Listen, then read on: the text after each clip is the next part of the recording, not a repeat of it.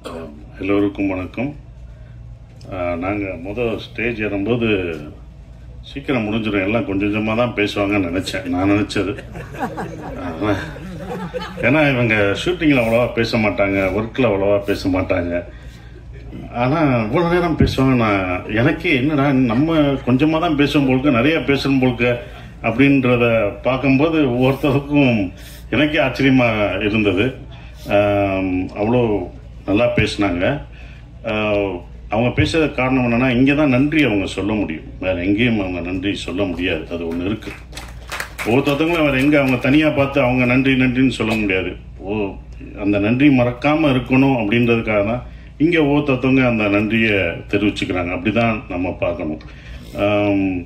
அந்த நன்றி வெற்றி பெற்ற பிறகும் அந்த நன்றியை நீ உன் தயாரிப்பாளருக்கு காமிக்கணும்னு நான் அந்த டைரக்டருக்கு நான் ஒரு அட்வைஸாக அதை சொல்லிக்கிறேன். அதுதான் நன்றி. நீ அது முடிஞ்ச பிறகு நீ என்ன நன்றி செலுத்துறியோ அதுதான். எல்லாம் படத்தை பற்றி சொன்னாங்க, இப்படி வரும் அப்படி வரும்ன்ற ஒரு விஷயம் சொன்னாங்க. நல்லா இருக்கு. அதெல்லாம் நம்பிக்கை தான், எல்லாருக்கும் இருக்கிற நம்பிக்கையில் தான் அவங்களும் அந்த நம்பிக்கையில், ப்ரொடியூசர் அந்த நம்பிக்கையை வச்சுருந்தாரு. அந்த நம்பிக்கை நிறைவேற்றிய டைரக்டருக்கு அவ்வளோ வாழ்த்து சொல்லும்போது இன்னும் சந்தோஷமாக இருக்குது. என்ன நினச்சி ஒரு ப்ரொடியூசர் தான் ஒரு படத்தை பார்த்துட்டு இது நல்லா இருக்குது எனக்கு திருப்தின்னு சொல்லணும். அது ஒரு 100% சொன்னது எனக்கு சந்தோஷமாக இருக்குது. இருந்தாலும் நல்லா எழுதிட்டோம் அப்படின்னு ஒன்று இருக்கும்ல, நல்லா எழுதியிருக்கோம்டா சப்ஜெக்டு, ஆனால் என்ன ரிசல்ட் வருதுன்னு ஒரு பயம் இருக்கும். அந்த பயத்தோடு இருக்கிற மாணவனா மே 1 அந்த ரிசல்ட்டுக்காக மக்களும் நீங்களும் கொடுக்க போகிற அந்த ரிசல்ட்டுக்காக காத்துக்கிட்டு இருக்கோம். அதுதான் நான் காத்துட்ருக்கேன். ஏன்னா எங்கள் படத்தை பற்றி நீங்கள் தான் பேசணும். நாங்கள் இங்கே படம் இப்படி பண்ணிட்டோம் அப்படின்னு சொல்கிறத விட நீங்கள் நல்லா இருக்கும், நீங்கள் தான் எல்லாருமே சொல்லணும். மக்களும் ப்ரெஸ் எல்லாமே நீங்கள் சொல்லணும். எனக்கு இந்த படம் அவர் சொன்னார் ஃபுல்லாக அபி 24 வயசு பையன் சொல்லும்போது இங்கே வயசு முக்கியம் இல்லை, நல்ல கதை நல்ல விஷயம்தான் முக்கியம். அதை யுவராஜ் அந்த டீம் பார்க்கல. ஏன்னா அவங்க ஒரு ப்ரொடக்ஷன் ஃபஸ்ட்டு என்கிட்ட சொல்லும்போது 2 நண்பர்கள், அந்த 2 பேரும் நண்பர்கள், அற்புதமான நண்பர்கள். அதுவே எனக்கு பிடிச்சி போச்சு. முதல் பாஸ், நண்பர்களாக இருக்கீங்க, இப்படி ஒரு நட்பா அப்படின்னு ஒன்று இருக்கும்ல, அந்த நட்புக்கே ஏதோ செஞ்சாகணுமே அப்படின்றது. 2வது அவங்க எடுத்த படங்கள் 2மே எல்லாருக்கும் பிடிச்ச படம், கேட்கவே தேவையில்லை, அவ்வளோ பர்ஃபெக்டாக செலக்ட் பண்ணி சொல்லுவாங்க. அப்புறம் நம்ம என்ன சொல்கிறது, நம்ம தான் அதுக்குள்ளே போகிறேன், நான் தான் இந்த படத்துக்குள்ளே நுழைஞ்சிருக்கேன். அது எனக்கு தான் பெரிய ஒரு விஷயமா நான் நினைக்கிறேன். கதை சொல்லும்போது கூட அப்படியே அந்த மியூசிக்கெல்லாம் போட்டு விட்டாப்புல, அப்படி போட்டு சார் அப்படின்னு வரும் சொல்கிறாப்புல. நான் சொல்லலை, நான் பாட்டு சீரியஸாக பார்த்தேன். கேட்டுக்கிட்ட யுவராஜ் சிரிக்கிறாப்புல, யுவராஜ் அழுகிறாப்புல, என்னடா கூட வந்த ப்ரொடியூசர் அழுகிறாப்புல. நான் அப்படி திரும்பி பார்க்குறேன், ஒரு சவுண்டு கேட்குது. என்னன்னு பார்த்தா பக்கத்தில் இருக்கிற ப்ரொடியூசர்ஸ் அதுக்கு அழுகிறாப்புல. திடீர்னு அவர் சிரிக்கிறாரு. ஓகே, இது சைடு எஃபெக்ட் கொடுக்குறாங்க உங்களுக்கு அப்படின்னு நினச்சேன். அதுக்கப்புறம் எனக்கு உண்மையிலே கதை ரொம்ப பிடிச்சிருந்தது. ஏன்னா நான் கேட்ட கதையிலே ரொம்ப நாள் ஆச்சு நான் அப்படி கேட்டு. உண்மையிலே ஒரு கதையை முதல்ல இருந்து கடைசி வரைக்கும் எந்தவித மாற்றமும் செய்யாமல் அப்படியே இருக்கிற இதை மாற்றிக்கலாம், அப்படி மாற்றிக்கலாம் அப்படி எதுவுமே இல்லை. அது கரெக்டாக இருந்தது. அது கரெக்டாக தான் எடுத்திருக்காங்க. எந்த மாற்றம் இல்லாமல் செஞ்சது தான் இது அபியோட, இந்த டைரக்டரோட வெற்றியாக நான் நினைக்கிறேன். அது ஒன்று. அப்புறம் ஏன் அவர் சொன்னார், சார் ஏன் சார் நான் அவ்வளோ சொன்னேன், நல்லா பேசின பிறகு நீங்கள் ஒரு தடவை கூட சிரிக்கல. இல்லைடா உன்னை டிஸ்டர்ப் பண்ணா, நீ ஒரு காமெடி படம் பண்ணுற, காமெடி சொல்லனா உள்ளுக்குள்ளேயே சிரிச்சுக்குவேன், உள்ளுக்குள்ளேயே ஆடுவேன், எல்லாமே உள்ள இன்னர் இது ஆடுவார், ஆனால் வெளியில் இல்லை, உன்னை டிஸ்டர்ப் ஆகிடுவேன், நான் சிரிச்சு அதனால் அடுத்த லைனுக்கு போகக்கூடாது அப்படின்னு சொன்னோம். அதுக்கப்புறம் தான் சிம்ரன் மேடம் இந்த படத்துக்கு அப்போ சொல்லும் போது எனக்கு இல்லை, சிம்ரன் மேடம் நடிக்கிறாங்க அப்படின்னா, சார் சிம்ரன் மேடம் கதை சொல்ல போகிறேன், இப்படி என்ன சொல்லுங்க தான் எனக்கு ஒன்று போடுவேன், மியூசிக்கை போட்டு அப்படி இப்படி நடிச்சு காமிப்பேன், அதை அவங்களுக்கு பண்ண அவங்களுக்கு பிடிச்சிடும். அப்படியா சார், கண்டிப்பாக பிடிக்கும்டா அப்படின்னு அடுத்தவங்க ஓகே பண்ணிட்டாங்க. அவங்க ஏன் ஓகே பண்ணால் அந்த கதை அவங்களும் இதில் வந்தது எல்லாம் கேட்டது. சிம்ரன் நீங்களுமா எப்படி, ஏன்ப்பா நாங்கள் நடிக்கக்கூடாதாப்பா சிம்ரன் மேடத்தோட? இது இல்லைங்க, நீங்கள் கிராமம்னா கிராமத்திலே எப்படி விவசாயம் பார்த்துட்டு இருக்கோம்னா ஏன் அங்கே நடிக்கக்கூடாதா, எங்களுக்கு சிம்ரன் கிடைக்கக்கூடாதா? இது என்ன எல்லாரோடைய ஏக்கம் தான்ப்பா, அது எல்லாரும் இது பண்ணுறதுனால அதனால் எங்களுக்கு கிடைக்கக்கூடாதா? என்ன எப்படி எப்படி எப்படின்னா உங்களுக்கு என்னப்பா, அது அப்படிதான் கதை பாருங்க அப்படின்னா. அப்படிதான் சிம்ரன் மேடத்தை எல்லாம் கேட்குற கேள்வி. படம் பார்க்கும்போது உங்களுக்கு தெரிஞ்சும் எதுக்கு சிம்ரன் மேடம் இந்த படத்தில் எல்லாருக்கும் பிடிச்சவங்க சிம்ரன். அது கண்டிப்பாக இந்த படத்தில் அந்த குடும்பமாக உங்களுக்கு என்னையும் சிம்ரன் என் குழந்தைங்க பசங்க எல்லாத்தையும் உங்களுக்கு அது பிடிக்கும். அவங்க அவ்வளோ பெர்ஃபார்ம் பண்ணுவாங்க. அவங்கள அதாவது என்னென்னா அவங்கள எனக்கு இன்னொன்று அவங்கள பாராட்ட வேண்டியதெல்லாம் இப்போ வரைக்கும் அவங்க ஹீரோயினாக அடிக்கலாம். இந்த படத்துலையும் அவங்க ஹீரோயின் தான், நான் ஹீரோ, அவங்க ஹீரோயின்.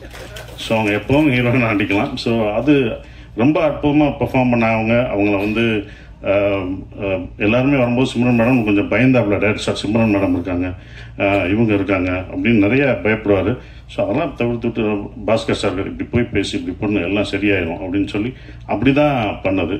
இந்த கதை ஏன் எனக்கு ரொம்ப பிடிச்சிருந்த ஒரு விஷயம் அப்படின்னா, இது வந்து ஈழத்தமிழ் பேசுகிற ஒரு இது. நான் வந்து பேசுகிறது வந்து ஸ்ரீலங்கன் தமிழ், ஈழத்து தமிழ் பேசுகிற ஒரு குடும்பம் இங்கே வந்து எப்படி சர்வே ஆகிறாங்க அப்படின்றது.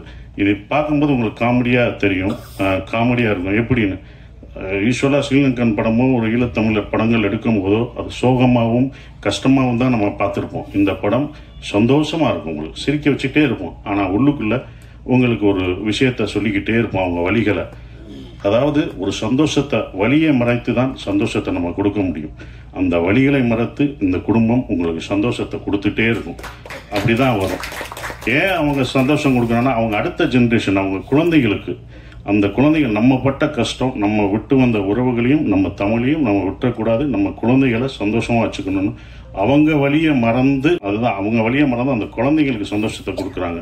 உலகத்தில் உள்ள எல்லா தமிழரும், இது எல்லாருக்குமே பொருந்தும். எல்லா தமிழர்களுக்கும், உலகத்தில் உள்ள எல்லா ஈழத்தமிழர்களும் அவங்க பசங்க பார்க்கும்போது, இந்த படத்தை பார்க்கும்போது நம்மளுடைய கல்ச்சரையும் நம்மளுடைய தமிழும் மறந்துட்டு நம்ம இங்கிலீஷ் பேசிட்டு இருக்கோம். கண்டிப்பாக தமிழ் நம்ம மொழியை கற்றுக்கணும் அப்படின்ற ஒரு 10 பேர் வந்து அப்படி வந்து மாணவர்கள் வந்தாங்கன்னா, பசங்க வந்தாங்கன்னா, அதுதான் இந்த படத்தோட வெற்றியாக நான் நினைக்கிறேன். அது கண்டிப்பாக நடக்கும் அப்படின்ற அந்த நம்பிக்கை எனக்கு இந்த படத்து மேலே ரொம்ப ஸ்ட்ராங்காக இருக்குது. எல்லாம் நம்பிக்கை தான் இருக்குது. அது மாற்றும், உலகத்தமிழ் எல்லாரும் பார்ப்பாங்க அதை அப்படின்ற நம்பிக்கை இருக்குது. அவங்க ஃபேமிலியோட கூப்பிட்டு வந்து பார்ப்பாங்க. இங்கே உள்ள மக்களும் அவ்வளோ எல்லாத்தையும் கலெக்ட் பண்ணுவாங்க. ஏன்னா இங்கேருந்து போய் அங்கே கஷ்டப்படுற, அங்கே வழியாக வாழ்ந்துட்டு இருக்கவங்களுக்கும் இந்த படம் ஒரு நல்ல அவங்களை சிரிக்க வச்சுட்டே தான் சொல்லுவாங்க. எங்கேயுமே அவர் வந்து இது பண்ண மாட்டார், பட் ஃபீல் குட் மூவியாக கண்டிப்பாக இருக்கும். அவர் சொன்னார் எப்படி இந்த படத்தை இது பண்ணேன்னு நான் கேட்கும்போது, அவருக்கு இன்ஸ்பயர் ஆனது தெனாலி படம். அதை அவர் சொல்ல மறந்துட்டார். தெனாலி படத்தை நான் இன்ஸ்பயர் பண்ணி தான் சார் இதை நான் எடுத்தேன். இந்த படம் பார்க்கும்போது உங்களுக்கு தெனாலி மொழி படங்களை ஞாபகப்படுத்தும் நம்புகிறேன் நான். அது கண்டிப்பாக இருக்கும். அப்படிப்பட்ட ஒரு படம் இந்த டூரிஸ்ட் ஃபேமிலி இருக்கும் அப்படின்றது. இந்த படத்தில் மலையாளத்திலிருந்து வந்திருக்காரு. அந்த மலையாள இதெல்லாம் மறந்து அழகாக என் மகனா சூப்பராக பண்ணார். நான் உங்கள் கதை சொல்லும் போதே சொன்னேன், இதில் யாரும் நடிக்க மாட்டாங்க, எந்த ஹீரோ நீ போயிட்டு வா, எங்கே சுற்றி வந்தாலும் என்கிட்ட தான் வர முடியும். ஏன்னா இவ்வளோ பெரிய பையனா யாரும் எந்த ஹீரோ நடிக்க மாட்டாங்கன்னு நான் நினச்சேன். சில ஹீரோக்கள் நடிப்பாங்க, சிலர் நடிக்க மாட்டாங்க. அதுதான் அப்படி. இது எனக்கு தான் இந்த கதை இருக்கும் அப்படின்னு நினச்சேன். அப்படி வந்தால் மிதுன் சூப்பராக இருந்துச்சான். பெரிய டைலாகு, நானும் அவனும் பேசுகிற ஒரு சீனு, அதில் வந்து ரொம்ப அற்புதமாக நான் எதிர்பார்க்கவே இல்லை. இன்னும் இவ்வளோ சீன் இருப்பட்டு என்னோட டைலாக் இருக்குது, எப்படி பேசுவார் அப்படின்னு நினச்சேன். ஆனால் அற்புதமாக பேசி இது பண்ணிட்டாப்புல. படம் பார்க்கும்போது உங்களுக்கு தெரியும். இந்த படத்தில் யோகி பாபு சார் எல்லாமே இருக்காங்க, பெரிய ஆர்டிஸ்ட்லாம் இதில் இருக்காங்க. யோகி பாபு இருக்கார், நான் இருக்கேன். எல்லாமே இருந்தாலுமே அந்த குட்டி பையன் முள்ளியாக நடிக்கிறான். அவன் தான் இந்த படத்தில் காமெடியனே. உங்களை சிரிக்க வைக்க போகிறது அந்த பையன் தான். நாங்களாம் காமெடியன், நாங்களாம் கேரக்டர் ஆர்டிஸ்ட்டு. அவன் தான் காமெடியனாக இருப்பான். அது இது பண்ண மாட்டோம். அது கண்டிப்பாக அவங்களுக்கு நிச்சயம் கொடுக்கும். அப்புறம் மியூசிக் ஷான் ரோல்டன், அது அவரோட நம்ம ஒரு படத்தில் நம்ம பாட கேட்டுக்கிட்டே இருந்தோம். அவரை பிடிக்க முடியல. அது ஒரு படம், ஒரு பாட வருவார், நான் ரொம்ப பிஸியாக இருந்தார், பாட முடியாதுன்னாங்க.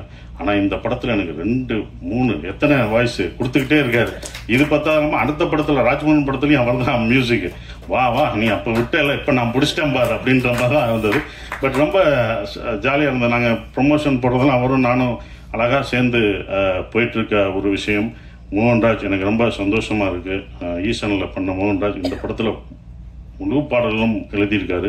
அடிக்கடி அவரை பாராட்டி சொல்லும் போதெல்லாம் எனக்கு நான் ஜெயிச்ச மாதிரியே அப்படி இருக்கும். அவரை பற்றி சொல்லும் போது, சார் தேங்க்யூன்னு சொல்கிற மாதிரி. மோகன்ராஜ் சார் அப்போவே அவர் நல்லா தெரிஞ்சிருக்குன்னு சொல்லி இதெல்லாம் எழுதியிருக்காரு, எனக்கெல்லாம் தெரியலங்க, எந்த பாட்டு எழுதியிருக்காங்க, இந்த பாட்டு எழுதியிருக்காங்க ஷாண்டோல்னு சொல்லுவாங்க. தெரியுங்க அவர்கிட்ட, நான் அப்போ இருந்து சொல்கிறேன், பின்னாடி உட்காருங்க, முன்னாடி உட்காருங்க. இன்னைக்கு முன்னாடி உட்காந்துருக்காரு. இப்போ தான் நீங்கள் எல்லாருக்கும் தெரியுவீங்க. இந்த முன்னுக்கு வர்றதுக்கு தான் இத்தனை வருஷம் நம்ம எழுதுறதுல யார் எழுதுன்னு தெரியாது, உங்க முகம் தெரியும். இப்போ உள்ள கவிஞர்கள்லாம் ஒரு பாட்டு எழுதிட்டு முகத்தை அப்படியே காமிச்சுக்கிறாங்க, ஆடுறாங்க. அதனாலதான் இந்த படத்துல ஆட விட்டுருக்கோம். அவரை வாங்க ஆடுங்க. அப்படியும் இருட்டுக்குள்ளே போகிறாரு, ஏற்கனவே முகம் தெரியல தான் இங்கே ஆட வைக்கிறோம் அப்படின்னு சொல்லிட்டு இருட்டில் தான் ஆடிடுவார். அப்பயும் கூப்பிட்டு வந்து இந்த படத்தில் ஆட வச்சுருக்கோம். ஸோ அவ்வளோ சிறப்பாக இந்த பாடல்கள் எழுதியிருக்காரு. ஆனால் ஒன்று சொல்லுவார் அடிக்கடி, எனக்கு ரொம்ப பிடிச்சிருந்த வரிகள்லாம் நிறைய எழுதியிருக்காரு. அந்த வரிகள் எனக்கு ரொம்ப பிடிச்சிருக்கு. சந்தோஷமாக நீங்கள் கேட்கும்போது ரொம்ப ஃபாஸ்ட் பீட்டாக இருக்கும், ஆனால் உள்ளுக்குள்ளே எப்படி வலிகள், சந்தோஷமான பீட்டை கேட்டாலும் வலிகள் இருக்கும், அப்படி தான் இந்த படம் இருக்கும். சந்தோஷமாக இருப்பீங்க. உள்ள அவங்களோட கஷ்டங்கள், சந்தோஷமான இந்த ஹாப்பி டேஸ்னுவாங்கல்ல, ஹாப்பி லைஃப், அந்த மாதிரி லைஃப் இஸ் பியூட்டிஃபுல், அன்பை போதிக்க போது இந்த படம். வெளியில் வரும்போது நீங்கள் அன்போடு வந்தாலே அதுவே எங்களுக்கு வெற்றின்னு நினைக்கணும். அஃப்கோர்ஸ் இவங்க எடுக்கிறாங்க இந்த படம் இன்னொன்றும் பர்சனலாக ஜெயிக்கணும். ஏன்னா அவங்க எடுத்த 2 படத்தோட இதோட ப்ரொடக்ஷன் காஸ்ட் ரொம்ப ஜாஸ்தியாக இருந்தது. நானே பயந்து, என்னப்பா இவ்வளோ செலவழிக்கிறீங்க, வேணாம்ப்பா அப்படின்னு. இல்லை சார், இந்த படத்து மேலே எனக்கு நம்பிக்கை இருக்குது, இதை நல்லா பண்ணும் சார், நல்லா பண்ணும் சார், இவங்கெல்லாம் வரணும் அப்படின்னு சொல்லி அவங்க பண்ணது வந்து மறக்க முடியாத ஒன்று. அவங்களுடைய நம்பிக்கைக்கு இந்த படம் வெற்றி பெற்று அவங்களுக்கு என்ன செலவழிச்சாங்களோ அந்த காசு வந்து கொடுத்துட்டாலே எனக்கு ரொம்ப ஒரு ப்ரொடியூசராக நான் சந்தோஷப்படுவேன். அது வரணும், அப்போ தான் அது நல்லா இருக்கும்னு நான் நினைக்கிறேன். மற்றபடி இதை நீங்கள் தேட்டரில் May 1 படம் ரிலீஸ் ஆகுது, நீங்கள் பாருங்கள். நானும் உங்களோட சேர்ந்து அதை ரசித்து பார்க்குறேன். மறந்துடாதீங்க, நீங்கள் தான் உங்களோட ஆதரவை தரணும். May 1 மறந்தாமல் பாருங்கள். தேங்க்யூ.